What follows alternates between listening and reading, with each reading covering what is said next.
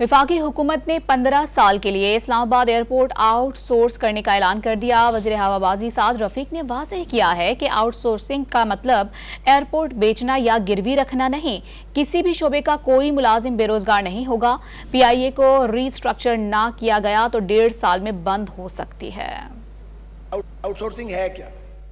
इसका मतलब यह कतई नहीं है कि बेचा जा रहा है या खुदा ना खास्ता गिरवी रखा जा रहा है या किसी को बेरोजगार किया जा रहा है। ये बात मैं रिपीटेडली कहता रहा हूं और अब भी जिम्मेदारी से ईवान के फ्लोर पे ये स्टेटमेंट दे रहा हूं कि इस्लामाबाद एयरपोर्ट जिसे आउटसोर्स करना चाहती है गवर्नमेंट और उस रास्ते पे हम चल रहे हैं, उसके नतीजे में कोई मुलाजम बेरोजगार नहीं होगा। सबको जॉब सिक्योरिटी इसी तरह हासिल रहेगी और उनको सैलरीज और जो भी मराहत हासिल है कानून के मुताबिक वो मिलती रहेंगी। लेकिन पाकिस्तान के एयरपोर्ट्स को अब GTS का अड्डा बनाने से हमें गुरेज करना पड़ेगा और जो कुछ दुनिया कर रही है, जो बेस्ट प्रैक्टिसेस हैं, उनको फॉलो करना पड़ेगा।